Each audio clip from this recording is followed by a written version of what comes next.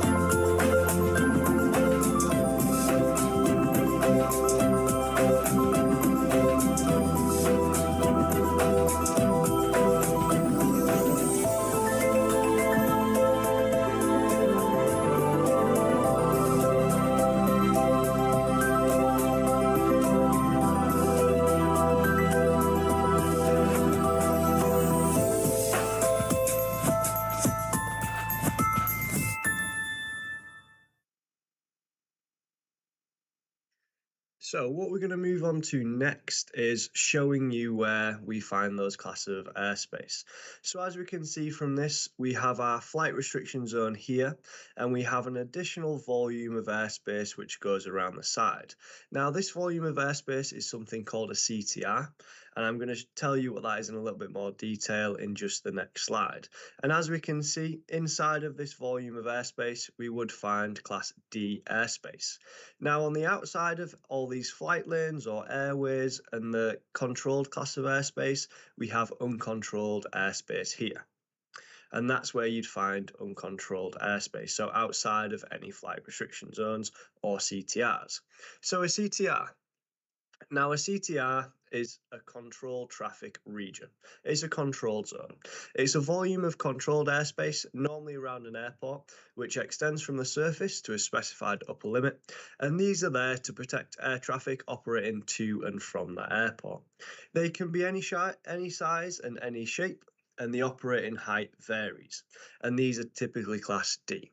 So what we can see here is two different screenshots, one from an aviation chart and one from Drone Safety Maps. If you're not already using Drone Safety Maps, 100% recommend getting that for reasons that we're going to explain now. So what are the two key differences you can see here? On this one from Drone Safety Maps, we can see that we have the flight restriction zone here. However, on the aviation chart, we don't have that flight restriction zone. And these are the two main differences. So if I was to fly here, I wouldn't know where that flight restriction zone is. I'd have to seek out further information. However, on Drone Safety Maps, I can quite clearly see where that flight restriction zone is and where the CTR is. So within the flight restriction zone, I'd need to gain permission. Within the CTR, I know I'm in Class D airspace. And then outside of this, I know that I'm in Class G airspace, which is uncontrolled. So a little bit of a recap on our ATZs, those aerodrome traffic zones, and this is there to tell you why we have those two different sizes. So when we have a shorter runway, which is less than 1,850 meters, the radius is going to be 2 nautical miles. Longer runways, greater than 1,850 meters, it's going to be 2.5 nautical miles. They share the same upper height limit, and that upper height limit is 2,000 feet. And remember, it's above aerodrome level, AAL. We also have military aerodrome traffic zones, so MATS. These are very similar to flight restriction zones. However, it's there for reason of military, so it's a military base and different things like that. Now, this next slide, it highlights the importance of those runway protection zones. So I know it's around phases of flight, however, we're not going to go into too much detail on that. What we're going to highlight is how an aircraft comes into land. So when you last went on holiday, when the aircraft was taking off and landing, it came on a glide scope. So that's either a 3 or 5% glide scope. That's how they land. They're not VTOLs, they can't come over the top and land vertically. They do take off on an angle. So the reason for our runway protection zones is when we're at the edge of our runway protection zone, even though we're at 400 foot, our maximum height limit, there's still a separation distance between ourselves and the aircraft. And that's why we're pushed so far back to avoid any conflicts with those aircrafts. So you can be at the edge of a runway protection zone on the very edge at your maximum height limit, and you're going to have quite a big separation distance for any aircraft coming into land.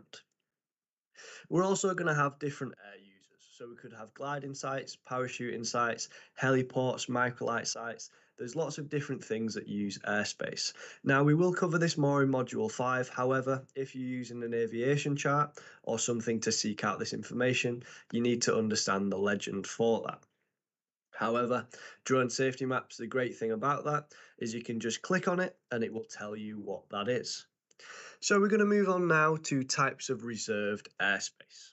Now, reserved airspace, we have three different types. We have danger areas, prohibited areas, and restricted areas.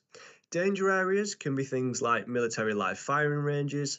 Prohibited areas can be things like prisons. Restricted areas, as we can see, nuclear power stations. And on aviation charts, they'll be formed like this. It'll be a letter followed by a number, followed by some more numbers. So what does that mean? So the letter, what it starts with, it will either be a D, P, or an R. And as we know, that will stand for the type of reserved airspace. So in this case, it's D, which we know would be for danger. If it would be P, it would be prohibited. If it was R, it would be restricted. That second number, the 207 in this case, that stands as a serial number, as a barcode. So I could search this via the NATS website, the AIP website, and that would tell me information about this reserved airspace. It would tell me why it's a reserved airspace, what's going on there, and possibly provide me with contacts as well. Now we have the slash, and in this case we have 23. Now that last part is the upper height limit expressed in thousands of feet. In this case it's 23, so it would be 23,000 feet. Now to help you a little bit with that, this is what it might look like on a chart. We have this big circle here with those lines, and then we have our numbers here. So as we know, the R stands for restricted. That 217, we could search and find out more information about that, where it is, why it's there, and what happens there. And that /2 is its upper height limit. So we know that it's restricted. We can see that serial number, and the 2 is its upper height limit, which would be 2,000 feet. We have also different types of reserved airspace, and we have something called temporary airspace reservations. Now, these can be put in place by governing bodies for things like the royal family visiting or the royal family having a coronation or something like that. They'll put up blanket restricted airspace. It's only temporary. They're not going to keep it up there forever. However, for the time that the say king's having his coronation, that's going to be up there for that amount of time. And that's to stop people flying there. So if you was wanting to go out and fly, say there was a big blanket reserved temporary restricted airspace, you would not be able to fly there. And that's because of those restrictions that are in place. So that's always one thing to check, and always look before you go out to fly, because it could save you a lot of trouble. Now, we've just covered temporary restricted areas. We also have temporary danger areas. Now, these are very, very similar. However, it's for reasons of danger. So the example we have on screen here is, I'll read it out for you. One day during the week commencing the 9th of July, a Sky Guardian remotely piloted aircraft system will arrive in the United Kingdom, having carried out a transatlantic proving flight from Grand Forks Airspace, North Dakota, to RAF Fairford. As the aircraft will be operating beyond visual line of sight and have no detect and avoid capability, a number of temporary danger areas, or TDAs, will be established to facilitate its safe transit. So, why do you think there we have those temporary danger areas? Firstly, we've got an aircraft flying cross country beyond visual line of sight. So no one's got eyes on it, no one's there to do detect and avoid, no one can see the aircraft. And the aircraft also has no detect and avoid capabilities. So if there's something in front of it, it's not going to get out of the way of that, and it will just crash straight into it. So because of all those different reasons, we have those blanket TDAs to make sure that the aircraft's going to be nice and safe, and it's not going to have any issues on its transit to RAF Fairford. How do we find out this information? We can use things like drone safety maps. However, you can also find this on the NATS website, and different things which could tell you heliport specific indexes, any NOTAMs, any reserved airspace. It can give you quite a lot of information. So I'd recommend seeing the website on the screen, aas.org.uk, just having a look on there, seeing restricted airspace and seeing what's around the type of areas that you're going to be operating. Now, we've also got something called NOTAMs. Now, NOTAMs stand for Notice to Airmen. The way I want you to think of this is of an FYI. So it's for your information, this operation is going to be happening at this point at this time. Now, the differences between a NOTAM and the restricted airspace we've just covered is just because there's a NOTAM there, it doesn't mean you can't fly your drones. You can fly in a NOTAM, however, you're being made aware of the other things that are there. So let's say I'm doing a roof survey, I've put up a NOTAM. You can go and fly the same roof as me or the same building as me, but you just be aware of my NOTAM and you should seek me out and deconflict and go from there. You can put NOTAMs out and you can also see other people's NOTAMs. So they can be other drone operators, they can be things like red arrow displays, firework displays. Nowadays, they're used a lot for laser shows and different things like that. And these must always be checked before flying. So just a recap now of different terminology that we have. We've covered VLOS, BVLOS, but what is that? So VLOS is visual line of sight. All your operations that you're going to be doing are going to be VLOS. So you're going to fly no higher than 400 foot, and the maximum distance that you will fly is VLOS, visual line of sight. There's no distance limit on there, there's no number. It's just as long as you can see the aircraft and the orientation of the aircraft. So we have two different things. We have EVLOS, extended visual line of sight, and BVLOS, beyond visual line of sight. So I'm going to explain both of these for you now.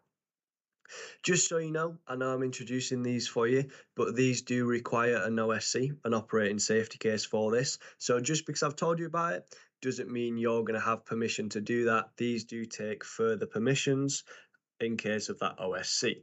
So extended visual line of sight. What happens here is I can take a competent spotter out and have us in direct communication and sort of pass the visual line of sight to that spotter. So let's say I lose sight of my Mavic 3 at 80 meters. I can put a spotter in place at 80 meters and pass the VLOS to them and fly a further, let's say 80 meters, as long as we're in direct communication. Now, BVLOS, where the industry's heading, what big companies are trying to get is beyond visual line of sight. This is where no one's got eyes on the aircraft and it's either being flown automatically or by someone that's, let's say, in a different country or different part of the UK. Now, this could require segregated airspace, and this is segregated airspace. So it's a block of airspace to operate in which the unmanned aircraft is segregated from other aircraft. So it's a block of airspace that's kept just for your aircraft and the type of operations that you'll be doing. So there's going to be no aircraft that's entering your area, which reduces the risk of collisions or detect and avoid capabilities or different things like that. So a little bit of a recap, who and when to contact. In Class G and D airspace, outside of a flight restriction zone, you can fly without seeking permission. However, it's not advised. It's always advised to seek permission or have those conversations to ensure you're doing the correct things. If you want to operate within a flight restriction zone, you must contact the ATC or the airport operator first and seek permission to fly. Some may require that NSF application, and you must, of course, comply with any requirements imposed or instructions issued by the ATC. And additional permissions will be required when operating in restricted or danger areas. If in doubt, just always ask. So that leads us to the end of Module 2. What we're going to cover now is our recap questions. So I'll ask a question, you can pause, think of your answer, and then you can answer the question there and hopefully you got them right. So which airspace is classified as uncontrolled? So pause there. The answer is Class G airspace. So remember, it's good, it's uncontrolled. The other type of airspace you'll be flying in is controlled, and that's Class D. Now, what are the standard parameters for VLOS operations? So how high, how far away? Pause there, think of your answer. The answer for that one is VLOS, so how far away, visual line of sight, and how high, 400 foot, ASL, above surface level, or AGL, above ground level. What are the names of the two flight information regions in the UK? Your answers there should be London and Scottish. And when will you need to get permissions to fly from an ATC? Pause there, think of your answer. The answer there would be when operating in a flight restriction zone. So if you're operating in a flight restriction zone, you must get permission to fly from the ATC. So that brings us to the end of Module 2. Really well done. Your next module is Module 3. Good luck.